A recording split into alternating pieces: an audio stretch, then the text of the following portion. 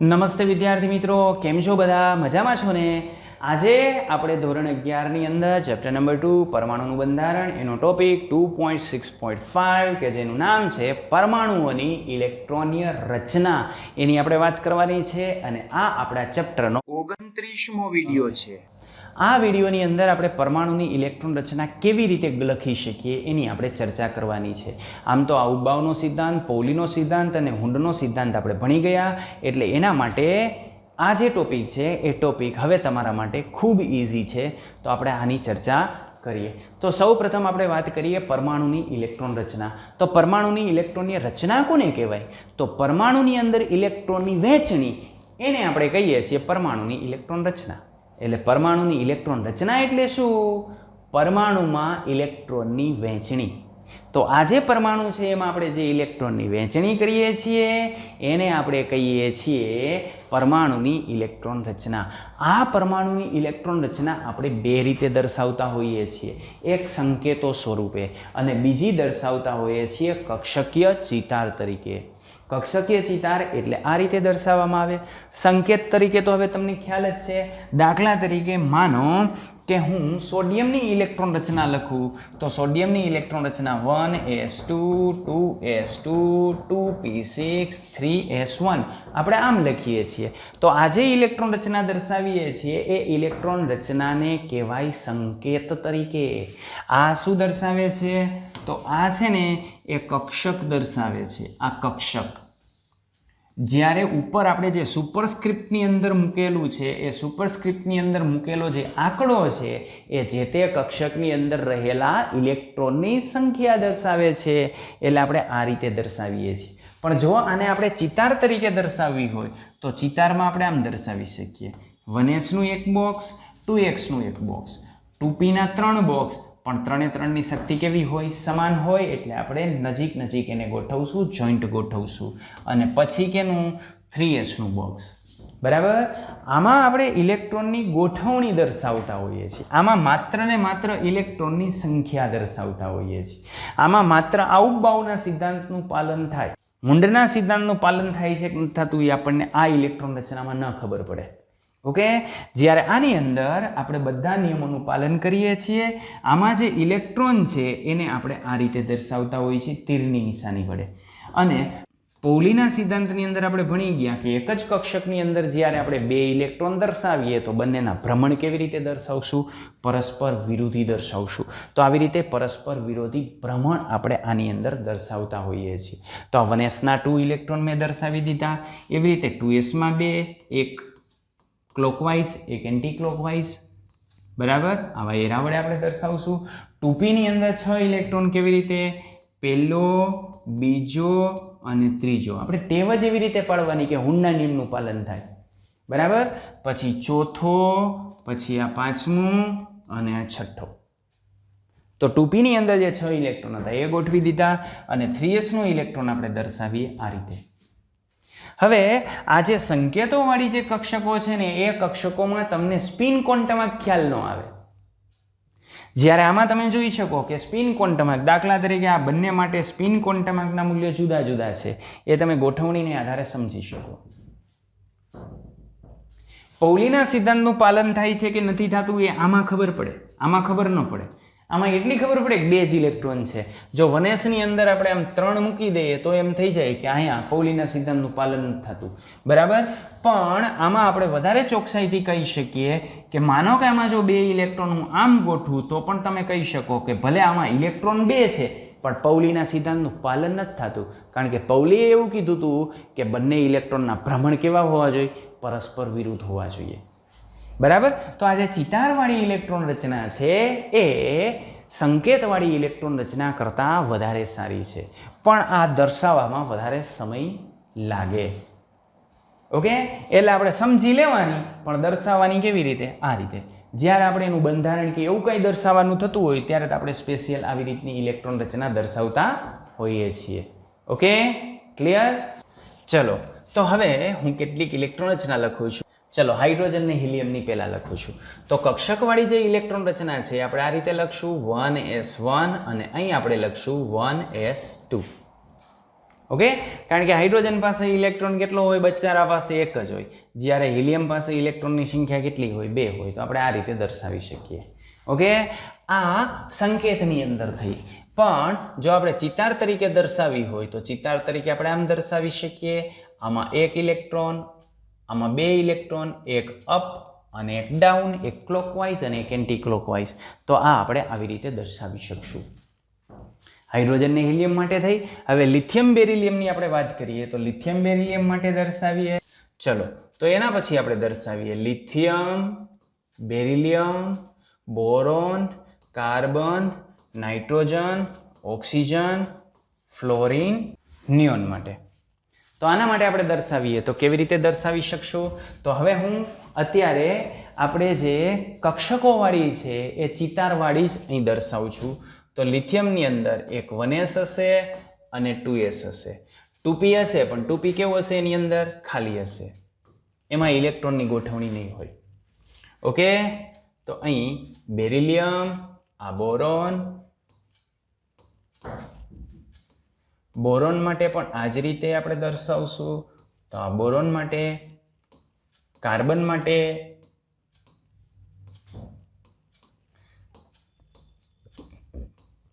Nitrogen માટે આપણે દર્શાવશું. તો આ નાઇટ્રોજન માટે, ઓક્સિજન માટે આપણે દર્શાવશું. તો આ કેના માટે છે? ઓક્સિજન માટે, ફ્લોરિન માટે, તો આ ફ્લોરિન માટે, નિયોન માટે. તો આપણે આજે દર્શાવીએ છીએ એ નિયોન માટે. ઓકે, હવે હું એની અંદર ઇલેક્ટ્રોનની ગોઠવણી દર્શાવી દઉં. તો આમાં ઇલેક્ટ્રોનની ગોઠવણી, ચાલો, લિથિયમ પાસે કેટલા છે? 3. તો પહેલો ઇલેક્ટ્રોન અહીંયા, બીજો ઇલેક્ટ્રોન અહીંયા, ત્રીજો ઇલેક્ટ્રોન અહીંયા, પૂરું. બરાબર. બેરિલિયમ માટે આપણે દર્શાવીએ તો 1, 2, 3, 4, પૂરું. બોરોન માટે આપણે દર્શાવીએ તો 1, 2, 3, 4 અને પાંચમો ક્યાં જશે? અહીં. આમાં આપણે દર્શાવીએ તો પેલો અહીં, બીજો અહીંયા નહીં જાય. શું કામ ત્યાં નથી જતો? કારણ ખ્યાલ આવી ગયો? કારણ કે શક્તિમાં તફાવત છે. ઓછી શક્તિવાળામાં દાખલ થાય એટલે બીજો અહીંયા આવશે. ત્રીજો હવે આમાં જાય. ચોથો આમાં જાય કે આમાં જાય? તો આની શક્તિ વધારે છે એટલે આમાં જશે, એટલે ચોથો અહીંયા જશે. પાંચમો ક્યાં જશે? અહીંયા જશે. છઠ્ઠો ક્યાં જશે? તો હુનના નિયમને ફોલો કરશે. આમાં યુગ્મીકરણ નહીં થાય, આમાં જશે. બરાબર. તો આ 6 ઇલેક્ટ્રોન થયા. 7 ઇલેક્ટ્રોન આપણે ગોઠવીએ એટલે પહેલો, બીજો, ત્રીજો, ચોથો, પાંચમો, છઠ્ઠો અને સાતમો, આ રીતે. બરાબર. 1, 2, 3, 4, 5, 6, 7 અને યુગ્મીકરણ ક્યાં થશે? 8માંથી, એટલે 8મો અહીં. બરાબર. પછી 9મો અહીંયા, 10મો અહીંયા, 11 અહીંયા, 12 અહીંયા, 13, પહેલો, બીજો, ત્રીજો, ચોથો, પાંચમો, છઠ્ઠો, સાતમો, આઠમો, નવમો, પૂરું. આમાં 10, 1, 2, 3, 4, 5, 6, 7, 8, 9 અને 10. આ રીતે આપણે આની ગોઠવણી કરીએ છીએ. ઓકે, તો આ રીતે આપણે આની ગોઠવણી કરી શકીએ. હવે આ lithium, beryllium, boron, carbon, nitrogen, oxygen, fluorine અને નિયોન હતું કે નહીં? તો આવી જ રચના આપણને જોવા મળશે. આવી જોઈ sodium, magnesium, aluminium, silicon, phosphorus, sulphur, chlorine અને આર્ગોન. આની ઇલેક્ટ્રોન રચના આવી જ હોય.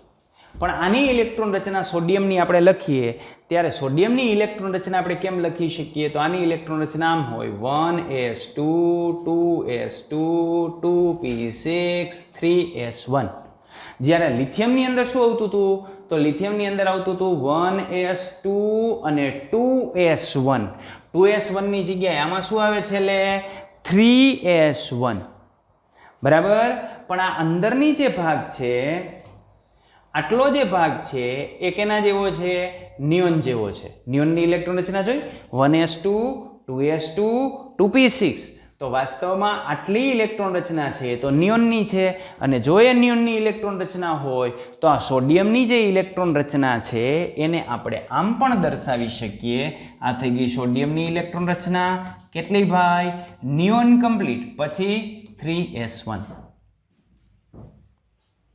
ઓકે, તો આ લિથિયમની અંદર પાછળ શું આવતું હતું? 2s1 આવતું હતું. અહીંયા શું આવશે? 3s1. અહીંયા શું આવે છે? 2s2. તો આમાં શું આવશે? 3s2. આમાં શું આવે છે? બરાબર, તો અહીં શું આવશે? 3s2 3p1. એટલે આ જે તત્વો આપણે 8 તત્વો લીધા એની જેવી ઇલેક્ટ્રોન રચના આપણે દર્શાવીએ છીએ એવી જ ઇલેક્ટ્રોન રચના એના પછીના 8 તત્વોની થાય, માત્ર સંયોજકતા કક્ષા બદલાય. આની અંદર સંયોજકતા કક્ષા છેલ્લી કક્ષા કઈ હોય? બીજી, યાની 2s અને 2p. આમાં જે 2s અને 2p ની અંદર જેવી ગોઠવણી હતી એવી જ ગોઠવણી આની અંદર 3s અને 3p માં થાય, બાકી બધું સરખું. ઓકે, તો જેવી ઇલેક્ટ્રોન રચના આની થઈ એવી જ ઇલેક્ટ્રોન રચના આ 8ની થાય. ક્લિયર આટલું? ઓકે, તો આપણે ક્યાં સુધી ઇલેક્ટ્રોન રચનામાં પહોંચ્યા? તો આપણે ઇલેક્ટ્રોન રચનાની અંદર પહોંચ્યા આર્ગોન સુધી.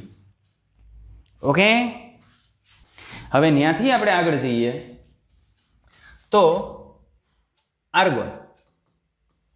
આર્ગોન પછી આવશે પોટેશિયમ અને કેલ્શિયમ. બરાબર, તો એની ઇલેક્ટ્રોન રચના આપણે લખીએ તો પોટેશિયમનો પરમાણુ ક્રમાંક 19 હોય, એટલે ઇલેક્ટ્રોન રચના 1s2 2s2 2p6 3s2 3p6 then 4s1. હવે આટલી જે ઇલેક્ટ્રોન રચના છે એ તો કેના જેવી છે? આર્ગોન જેવી છે. આર્ગોન જેવી છે એટલે અહીંયા આપણને શું મળશે? Argon complete 4s1.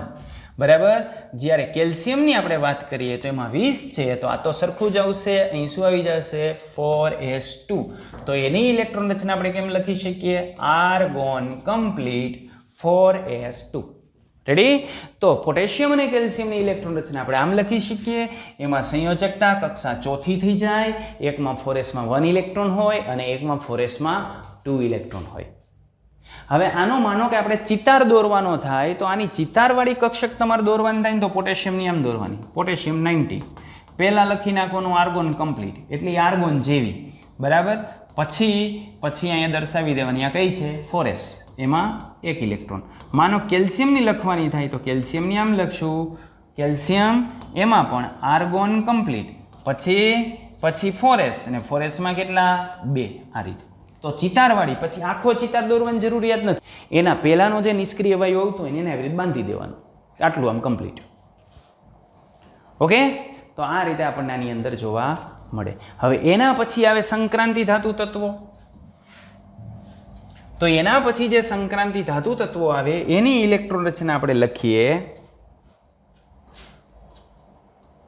Scandium, titanium, vanadium, chromium, manganese, iron, cobalt, nickel, copper અને ઝિંક. હવે આની ઇલેક્ટ્રોન રચના હું બાંધીને લખું છું. ઓકે, પેક કરી દો. ચાલો, અહીંયા 21 છે એટલે આની ઇલેક્ટ્રોન રચના શું થશે? Argon complete. 18 તો થઈ ગયા. આર્ગોન પછી કોણ આવે? 4s2 3d1. આમ. બરાબર, તો આ બધાની અંદર શું આવશે? Argon complete. આ બધાની અંદર આવશે argon complete, argon complete, argon complete, argon complete, argon complete, argon complete, argon complete. બરાબર, અહીં આવશે 4s2 3d2. હવે ક્રમશઃ ઇલેક્ટ્રોન ક્યાં દાખલ થતા જશે? 3d ની અંદર. તો અહીંયા 4s2 3d3, 4s2 3d4. પણ આપણે જોઈ ગયા ને ક્રોમિયમની અંદર અપવાદિત ઇલેક્ટ્રોન રચના આપણને જોવા મળે, એટલે એના બદલે એની ઇલેક્ટ્રોન રચના આપણને મળશે આર્ગોન કમ્પ્લીટ 4s1 3d5. આમ મળશે. બરાબર, અહીં આપણને મળશે 4s2 3d5, 4s2 3d6, 4s2 3d7, 4s2 3d8, અહીં 4s2 3d9. પણ આ નહીં મળે, એના બદલે આપણને શું મળશે? તો એના બદલે આપણને મળશે 4s1 3d10. બીજું અપવાદ આવ્યો કોપર, જોઈ ગયા ને આપણે. અને અહીં પાછી આપણને શું મળશે? તો અહીં આપણને મળશે તો અહીં આપણને મળશે 4s2 3d10. ઓકે, તો આ ઇલેક્ટ્રોન રચના આપણે કેની જોઈ? તો આ જે ઇલેક્ટ્રોન રચના છે એ ઇલેક્ટ્રોન રચના આપણે જોઈ સ્કેન્ડિયમથી ઝિંક સુધીના તત્વોની. ચલો, તો અત્યારે આપણે જે વાત કરી ને એ આની વાત કરી. આ સ્કેન્ડિયમથી ઝિંક સુધીના તત્વો એટલે આટલાની વાત કરી. બરાબર. આમાં ઇલેક્ટ્રોન ક્યાં દાખલ થયો? તો જો આ બે ની અંદર ઇલેક્ટ્રોન દાખલ થયો 4s માં. 4s માં બે ઇલેક્ટ્રોન પહેલા મેં ગયો, પછી આમાં ક્યાં દાખલ થયો? તો 4s પછી ભરાણો 3d. 3d માં 1 થી ચાલુ કરીને 10 ઇલેક્ટ્રોન સુધીની આમાં ગોઠવણી થઈ. બરાબર. હવે 3d આખી પેક થઈ જાય પછી 3d પછી કઈ આવે?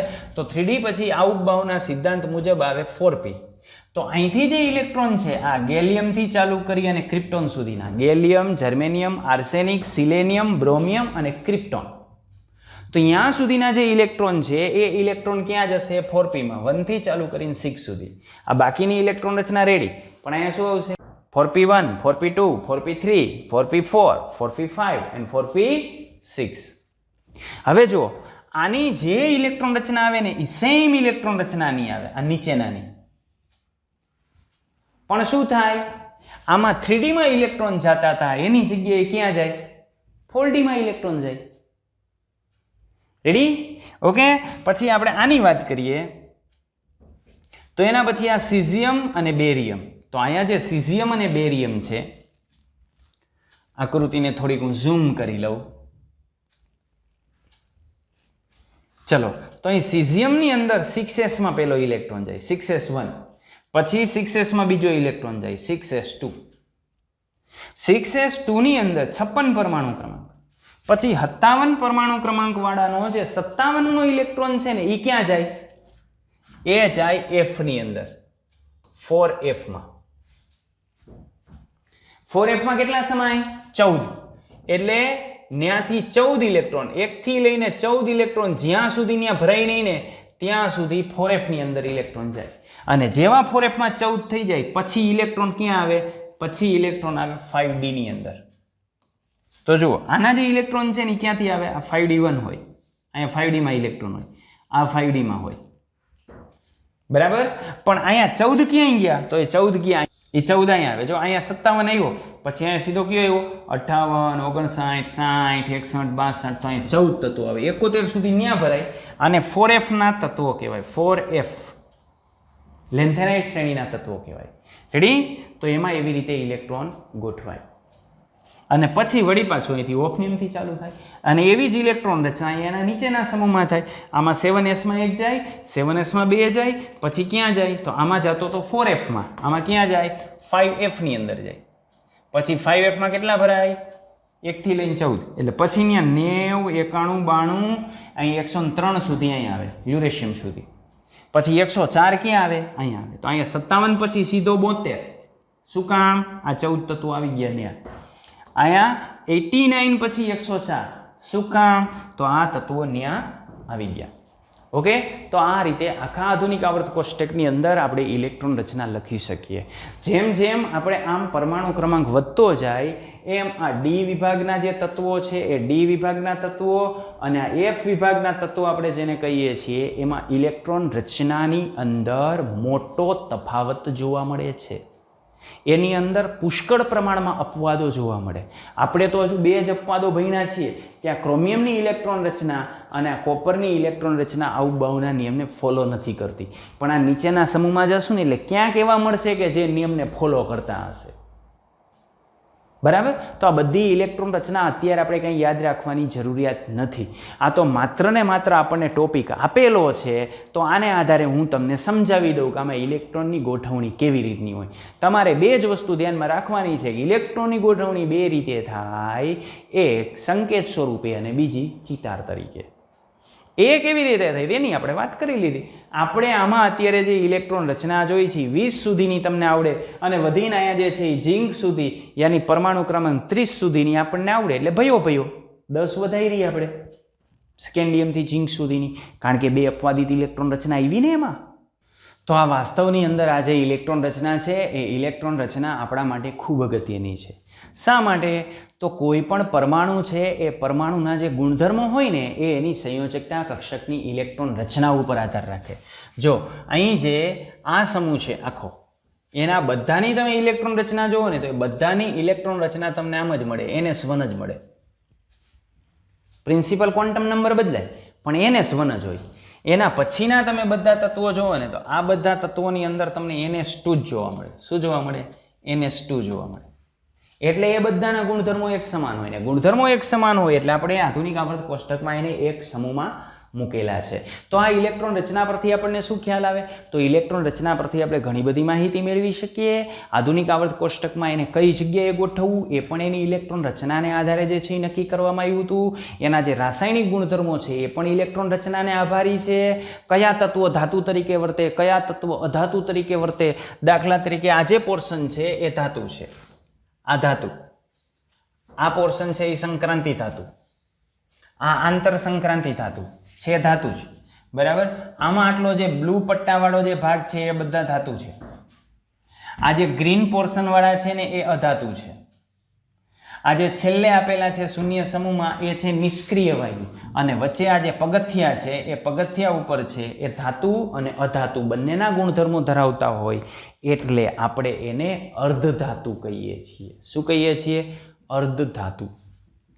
ઓકે, તો આ રીતે ધાતુ, અધાતુ, અર્ધધાતુ આપણે આ રીતે મેળવી શકીએ. ક્લિયર આટલું? ઓકે, તો ઇલેક્ટ્રોન રચનાથી આપણને શું ખ્યાલ આવે? અરે ભાઈ, મોટા ભાગની બાબત ઇલેક્ટ્રોન રચના ઉપર આધારિત હોય. હવે કોની સાથે કોણ સંયોજાય, કેવી રીતે સંયોજાય એ આને આધારે ખબર પડે. દાખલા તરીકે માનો કે તમે આ લિથિયમ લ્યો છો અને આ બાજુથી ફ્લોરિન લ્યો છો, તો એનું જે સંયોજન બને ને એ LiF જ બને. શું કામ? આની સંયોજકતા કક્ષકમાં એક ઇલેક્ટ્રોન હોય, એને એક ગુમાવવો હોય, અને આની સંયોજકતા કક્ષકમાં 7 હોય, એક એને જોતો હોય અષ્ટક પ્રાપ્તિ માટે. તો એના સંયોજન બને ને એની માહિતી આપણે આને આધારે આપી શકીએ. પણ એ આપણે જોશું ચોથા ચેપ્ટરની અંદર, રાસાયણિક બંધન. ये बंधन तो रासायनिक बंधन है, એટલે એનો આપણે અભ્યાસ કરશું રાસાયણિક બંધનમાં. ચલો હવે આપણે લાસ્ટ ટોપિકની વાત કરી દઈએ. તો આ લાસ્ટ ટોપિક છે પૂર્ણ ભરાયેલી અને અર્ધપૂર્ણ ભરાયેલી પેટાકોષની સ્થાયીતાના કારણો. બરાબર, કારણ તરીકે પૂછે તો શું લખવું એની ચર્ચા તો આપણે કરી ગયા કે 3 મુદ્દા આપણે લખવાના. બરાબર, પણ ડેપ્થની અંદર આપણે જોવું હોય તો ડેપ્થની અંદર આપણે આવી રીતે સમજાવી શકીએ. પૂર્ણ ભરાયેલી અથવા અર્ધપૂર્ણ ભરાયેલી કક્ષકોની સ્થિરતા વધારે હોય એની પાછળના કારણ શું છે? તો એની પાછળના કારણ આપણે આ રીતે આપી શકીએ. તો પહેલું એનું કારણ છે ઇલેક્ટ્રોનની સમમિતિ વહેંચણી. તો એની સમમિતિ યાની એકદમ સિમેટ્રિકલ એની જે વહેંચણી હોય એ એની પાછળનું કારણ છે. દાખલા તરીકે માનો કે હું P કક્ષક દોરું છું, તો અહીં P કક્ષક તો તમે જાણો છો ને, PX કક્ષક હું દોરું તો આ X અક્ષ કહી દઉં, અને Y અક્ષ કહી દઉં, અને આને Z અક્ષ કહી દઉં. Z અક્ષ આમ હશે તમારે તરફ, અને એક પાછળ નીકળતી હશે. બરાબર, તો આને હું દોરું તો X અક્ષ ઉપર જે કક્ષક હું દોરીશ એ આવી હશે, આને આપણે કહી દઈશું PX. Y અક્ષ ઉપર આપણે જે દોરશું એ આવી હશે, આને આપણે કહી દઈશું PY, અને Z અક્ષ ઉપર આપણે જે દોરશું એ આવી હશે. રેડી? તો આ 3 કક્ષકો થઈ. હવે આપણે 2 બાબતો વિચારીએ. એક તો આ બધાની અંદર એક ઇલેક્ટ્રોન હું ગોઠવી દઉં. માનો કે આની અંદર એક ઇલેક્ટ્રોન છે, આમાં એક ઇલેક્ટ્રોન છે, અને આમાં એક ઇલેક્ટ્રોન છે. તો લગભગ આ 3 કક્ષકોની અંદર જો એક ઇલેક્ટ્રોન હોય ને તો એ 3 અક્ષો એકબીજા સાથે 90 ખૂણે હોય, એટલે ઇલેક્ટ્રોન પણ એકબીજા સાથે 90 ખૂણે ગોઠવાયેલા હોય. અને જો 90 ખૂણે ગોઠવાયેલા હોય તો સાપેક્ષમાં એના વચ્ચે અપાકર્ષણ કેવું લાગે? ઓછું લાગે.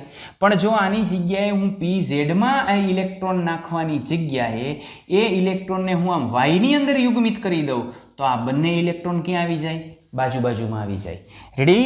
તો એક જે મેં ઇલેક્ટ્રોન રચના લીધી છે એ ઇલેક્ટ્રોન રચના આવી લીધી કે જેમાં બધાની અંદર એક ઇલેક્ટ્રોન હોય, અને બીજી ઇલેક્ટ્રોન રચના હું આવી વિચારું છું. બરાબર, તો અહીં આ 2 ઇલેક્ટ્રોન, આ જે 2 ઇલેક્ટ્રોન છે એ એકબીજાની ખૂબ નજીક હોય. આ નજીક હોય એટલે ત્યાં જે અપાકર્ષણ છે એ અપાકર્ષણ વધુ લાગતું હોય, અને આ અપાકર્ષણ વધુ લાગતું હોય એટલે એ સ્થિરતા ઘટાડતું હોય. તો જો આ શક્તિ ધરાવતી જે કક્ષકો હોય એ સમશક્તિ ધરાવતી કક્ષકોની અંદર ઇલેક્ટ્રોનની ગોઠવણી આપણે આ રીતે કરીએ તો આ બધા જ જે ઇલેક્ટ્રોન છે એ જુદી જુદી કક્ષકમાં ગોઠવાયેલા, ભલે બધી કક્ષકની શક્તિ સરખી છે, px py pz આ ત્રણેયની શક્તિ સરખી છે, પણ એના ઓરિએન્ટેશન જુદા જુદા છે મારા ભાઈ. તમે અહીંયા px py pz ની અંદર એક એક મૂકો તો એ બધા એકબીજાથી 90 ના ખૂણે ગોઠવાય, અને જો એની જગ્યાએ એમ કોઈ પણ એક કક્ષકમાં તમે બે ઇલેક્ટ્રોન ગોઠવી દો તો એ તો બે બાજુમાં આવી જાય, બાજુમાં આવે તો અપાકર્ષણ વધારે થાય, અને અપાકર્ષણ વધારે થાય એટલે સ્થિરતા ઘટે. એટલે આમ સમમિતીય વહેંચણીને લઈને એ સ્થિરતાની અંદર વધારો કરે છે. તો આપણે શબ્દશ જોઈએ તો શબ્દશ આપણે આને આમ સમજાવી શકીએ તો આ જે સમમિતિ છે એ સમમિતિ સિમેટ્રિકલ બંધારણ એ આપણને સ્થાયીતા તરફ દોરી જાય છે. અને જો કોઈ પણ પૂર્ણ ભરાયેલી કક્ષક હોય અથવા તો અર્ધપૂર્ણ ભરાયેલી કક્ષકો હોય તો આવી કક્ષકોની સ્થાયીતા વધારે હોય, કારણ કે એની અંદર સમમિતિ કેવી હોય તો એની સમમિતીય વહેંચણી છે એ સમમિતીય વહેંચણી એની સ્થાયીતામાં વધારો કરે છે. આપણે કોઈ પણ સમાન કોષ લઈએ તો એ સમાન કોષની અંદર એની ઉર્જા તો સમાન હોય, પરંતુ એના ઓરિએન્ટેશન જુદા જુદા હોય, એની વહેંચણી જુદી જુદી રીતે થયેલી હોય, તો જુદી જુદી ઓરિએન્ટેશનની અંદર જાય તો ત્યાં અપાકર્ષણ આપણને ઓછું લાગે, અને આ અપાકર્ષણ ઓછું લાગે યાની એકબીજાને ઓછા પ્રમાણમાં શિલ્ડિંગ કરે, અને ઓછા પ્રમાણમાં શિલ્ડિંગ કરે તો એ કેન્દ્રથી વધારે આકર્ષાય, અને જો કેન્દ્રથી વધારે આકર્ષાય તો એની સ્થિરતામાં વધારો થાય. તો પહેલા કારણની આપણે ચર્ચા કરી કે જો ઇલેક્ટ્રોનની સમમિતીય વહેંચણી થાય તો શું થાય, તો આ પહેલું કારણ. ઓકે, બીજા કારણની આપણે ચર્ચા કરીએ તો એનું જે બીજું કારણ છે એ બીજું કારણ છે વિનિમય ઉર્જા, એક્સચેન્જ એનર્જી. બહુ મસ્ત શબ્દ છે. તો એક્સચેન્જ એનર્જી એટલે શું?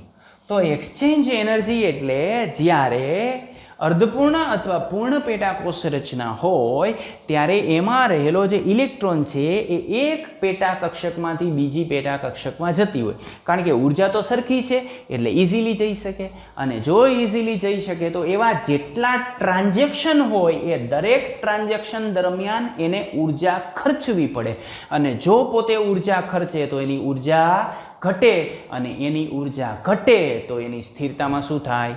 વધારો થાય. ઓકે, દાખલા તરીકે માનો કે હું 4 વાળાની વાત કરું તો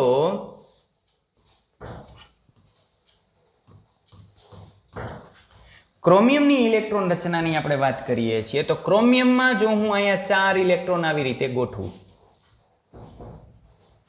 બરાબર, તો આ જે પહેલો ઇલેક્ટ્રોન છે એનું વિનિમય કેની સાથે થાય? પહેલો આની સાથે વિનિમય કરે, પછી આની સાથે વિનિમય કરે, અને આની સાથે વિનિમય કરે. તો આ પહેલો ઇલેક્ટ્રોન છે એના 3 વિનિમય થાય, બરાબર. પછી બીજા ઇલેક્ટ્રોનનો ચાન્સ લાગે તો આ બીજો ઇલેક્ટ્રોન છે ને એ અહીં વિનિમય કરી શકે, અહીં વિનિમય કરી શકે. અહીંનું વિનિમય તો આપણે અહીંયા લઈ લીધું છે એટલે એ પાછું નહીં દર્શાવીએ. તો બીજો ઇલેક્ટ્રોન છે એ કેટલા વિનિમય કરશે? 2 વિનિમય કરશે. અને આ જે ત્રીજો ઇલેક્ટ્રોન છે એ ત્રીજો ઇલેક્ટ્રોન અહીં એક વિનિમય કરી શકે, એટલે ત્રીજા ઇલેક્ટ્રોનની અંદર એક વિનિમય જોવા મળે. કુલ વિનિમયની ટાઈપ આપણને કેટલી જોવા મળે? 6 વિનિમયની ટાઈપ જોવા મળે. તો આવી 6 ટાઈપના વિનિમય થાય, તો 6 ટાઈપના વિનિમય થાય એટલે 6 રીતે ઉર્જાની અંદર ઘટાડો થાય, બરાબર. પણ જો આપણે ક્રોમિયમની અંદર જે ઇલેક્ટ્રોન રચના જોવા મળે છે એમાં 4s માંથી એક ઇલેક્ટ્રોન 3d માં લઈ અને d5 પ્રકારની ઇલેક્ટ્રોન રચના આપણે કરી નાખીએ તો આના વિનિમયની સંખ્યા આપણને આમ મળશે: આ 1, આ 2, આ 3 અને 4. એટલે પહેલો જે ઇલેક્ટ્રોન છે ને 4 વિનિમય કરશે, બરાબર. આ બીજો ઇલેક્ટ્રોન છે ને 1, 2 અને 3 વિનિમય, એટલે બીજા ઇલેક્ટ્રોનના 3 વિનિમય થશે. ઓકે, આ જે ત્રીજો ઇલેક્ટ્રોન છે ને એ ત્રીજા ઇલેક્ટ્રોનનું 1 અને 2, યાની ત્રીજા ઇલેક્ટ્રોનના 2 વિનિમય થાય. ઓકે, અને આ જે ચોથો ઇલેક્ટ્રોન છે એનું 1 વિનિમય થાય. તો અહીં કુલ વિનિમયની સંખ્યા કેટલી થઈ ગઈ? 10. તો અહીં જુદા જુદા 10 પ્રકારના વિનિમય થાય છે, અહીં જુદા જુદા 6 પ્રકારના વિનિમય થાય છે. જેમ વિનિમય વધારે એમ વધારે ઉર્જા ખર્ચાય એટલે એની ઉર્જા ઘટે, અને એની ઉર્જા ઘટે એટલે સ્થિરતા વધે. તો બીજું કારણ આપણે આપી શકીએ આ વિનિમય ઉર્જા. ઓકે, તો એના પરથી ફાઇનલી આપણે કહી શકીએ કે આની જે વિશેષ ઉર્જા આપણને જોવા મળે છે એની પાછળનું કારણ શું? તો પહેલું કારણ સાપેક્ષમાં ઓછું શિલ્ડિંગ. ઓછું શિલ્ડિંગ કોને લઈને થયું? એની સિમેટ્રિકલ ગોઠવણી થાય એટલે શિલ્ડિંગ કેવું થાય? ઓછું. બીજું આપણે આપી શકીએ ઓછા કુલંબિક અપાકર્ષણ ઉર્જા, યાની જો એ સિમેટ્રિકલ ગોઠવાય તો ઇલેક્ટ્રોન વચ્ચે જે અપાકર્ષણ લાગતું હોય એ પ્રમાણમાં કેવું હોય? ઓછું હોય. સિમેટ્રિકલ ગોઠવણીમાં એ કેટલાના ખૂણે ગોઠવાયેલા હોય? 90ના ખૂણે ગોઠવાયેલા હોય. બરાબર. અને એક જ કક્ષકમાં આપણે ગોઠવીએ તો બંને નજીક નજીક હોય તો ત્યાં કુલંબિક અપાકર્ષણ વધારે લાગતું હોય. આમાં સિમેટ્રિકલ ગોઠવણીની અંદર કુલંબિક અપાકર્ષણનું મૂલ્ય ઓછું હોય. અને ત્રીજું વધારે પ્રમાણમાં વિનિમય ઉર્જા. તો આ ત્રણના સમન્વયને લઈને કોઈ પણ અર્ધપૂર્ણ અથવા પૂર્ણ પેટાકોષ રચનાની સ્થિરતા વધારે હોય છે. જો તમને વિનિમય ઉર્જા સમજાવવાનું કહે તો આ રીતે સમજાવવાની છે ને, સરળ. ઓકે, શું મારે તમને કેવું? વિડીયોને લાઈક કરો, શેર કરો, અને ચેનલને જો તમે સબસ્ક્રાઇબ ન કરી હોય તો સબસ્ક્રાઇબ કરો. બરાબર? ઓકે, નવા વિડીયો સાથે ફરીથી આપણે મળીએ છીએ. ત્યાં સુધી બધાને ટાટા, બાય બાય.